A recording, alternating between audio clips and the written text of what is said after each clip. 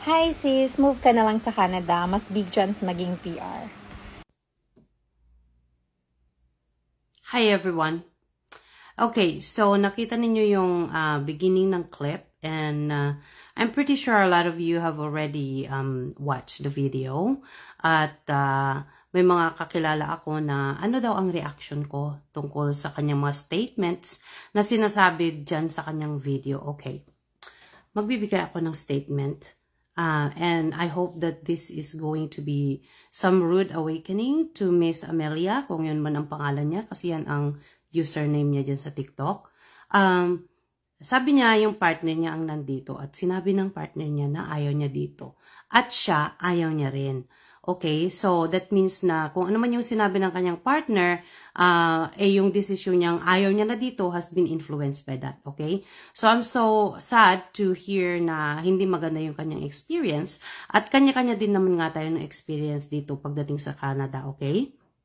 So, ang ano ko lang sana na sabi niya, hindi niya siya pinigilan para pumunta rito kasi dream, dream place niya, para wala siyang maging what if. Pero nung nakita niyang ayaw niya yung Canada, he is free to go back.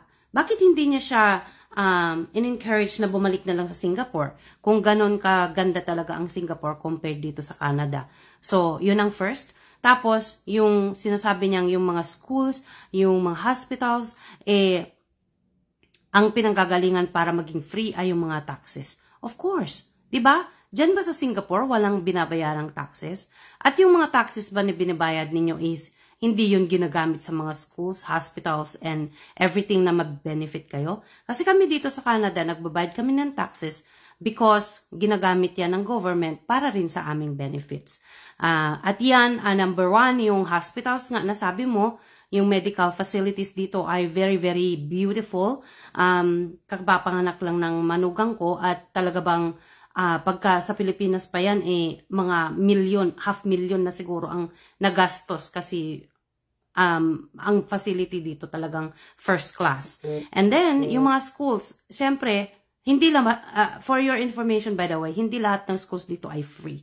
Kung ipapasok mo yung anak mo, which I am presuming na gusto mo sa private school mag-aral kasi I feel like you are a very high standard person. And I hope not na hindi ganun ang iyong standard kasi pagpunta mo dito sa Canada, baka ma-disappoint ka lang. Okay? Just to give you a heads up, okay?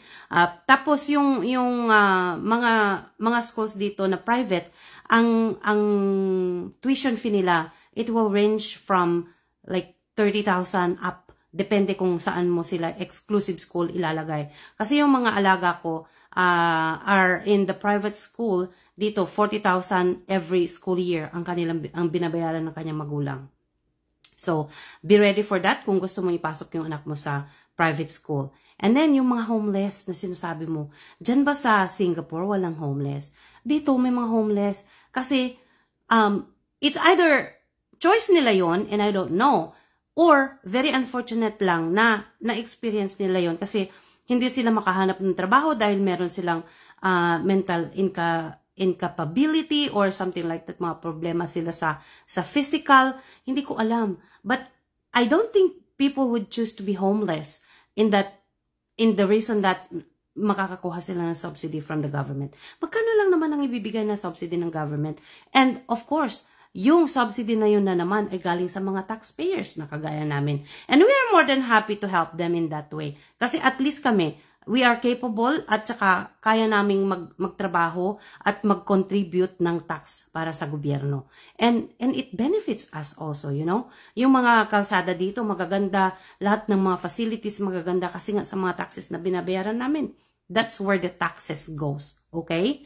And then, yung safety, sabi mo, concerned ka sa safety ng anak mo at kayo, yun, marami kang pwedeng pagpilian kung saan mo gustong tumira dito. Kung kaya mong tumira doon sa mga exclusive subdivisions dito na malalaki ang mga bahay at saka gated na community, pwede. Hindi problema ang safety dito. Kami nga, hindi gated yung community namin.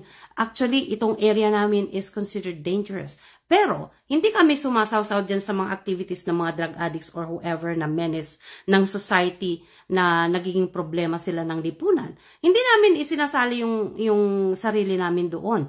Kung gusto mo ng safe, huwag mong i-involve yung sarili mo sa mga activities na ganon. Nasa sa iyo rin ang pagpipili. Nasa iyo ang desisyon kung saan mo gustong tumira, kung anong gusto mong activity ng buhay mo at ng anak mo para hindi kayo mapunta dun sa dangerous situation. Tapos sabi mo, kung ang kapalit ng pag-PR mo ay yung mga ganon, para ma-compromise yung safety nyo, yung pagbabayad ninyo ng tax and everything.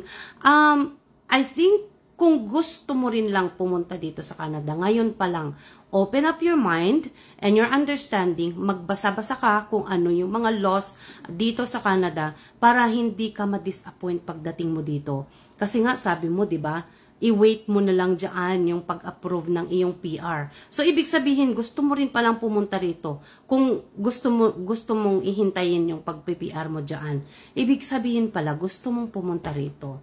Kaya ngayon pa lang, i-broaden mo na yung mind mo, lawakan mo na yung pangunawa mo, at saka huwag ka lang doon sa partner mo magtatanong. Halimbawa, kami mga nandito, magtanong-tanong ka, ano ka dito sa mga content namin, mag-comment ka kung may mga questions ka na wag kang mag-assume kasi na prejudice, yung prejudice mo it's already there. You've already prejudiced Canada. Yeah, na-prejudge mo na talaga eh. So ibig sabihin, parang ayaw mo na talaga. Pero in the end, sasabihin mong mag-wait ka na lang dyan. So ibig sabihin pala, gusto mo palang pumunta rito. So you are contradicting yourself. So you have to make sure that you are clear to whatever you want to do. Kung gusto mong magstay dyan sa Singapore, stick to that. Pauwiin mo na yung partner mo dyan. Or hayaan mo na siya dito sa Canada para magpadala na lang siya ng mga pangangailangan ninyo dyan. Financially, I don't know. At I don't know kung ano yung purpose ng partner mo, kung bakit sinasabi niyang ayaw niya dito. I don't know if he has other agendas. We don't wanna assume kung ano yung purpose niya, 'di ba? So I hope na everything will be okay between you and your partner, at ganun din yung anak mo na magkaroon kayo ng magandang buhay pagdating dito sa Canada. And I hope na ma-embrace mo yung klase ng buhay pagdating dito. Kasi according to our experience and me myself, isa akong graduate ng accounting sa Pilipinas, pero nani ang trabaho ko dito. Dahil kailangan ka pang mag-aral ulit. Sa line ko sa medical, yung mga nurses, I don't know now, mga doctors kung pwede na silang mag-upgrade right away. Pero according to stories ng mga kakilala ko dati, may mga nakasabay sila na pumunta rito ng mga doctors, nag-start sila bilang dishwashers. Bakit? Kasi kung mag-aaral pa sila, saan sila kukuha ng pang-aral nila kung wala silang pagkukuhanan ng fund? Kaya nagtrabaho muna sila, and then eventually, they upgraded themselves to a higher position. Yung asawa ko na lang, halimbawa, isa siyang under the presidential committee doon sa Pilipinas. Naging cleaner siya ng mall. So, ito ay mga examples lang para hindi masyadong mataas yung expectation mo dito pagdating mo sa Canada. And you will not be, I don't know if your partner will treat you as a princess, na hindi ka pagtatrabahuin, dyan ka lang sa bahay, at siya magpo-provide lahat ng bread and butter ninyo. I don't know.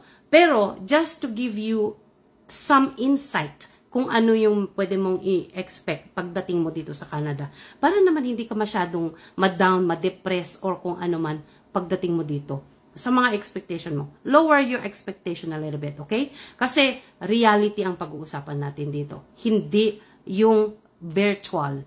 Yung virtual reality is very far from the reality itself eh. Pwede kang mag-create ng yung sariling reality na hindi naman totoo. Pero ito, yung mga sinasabi ko ay mga nangyari na experience ko and everything. So I hope this will help you in a way para at least naman hindi ka masyadong disappointed pagdating mo dito sa Canada. And let me know pagdating mo dito sa Canada. And I will embrace you with a warm welcome. Welcome to Canada, eh?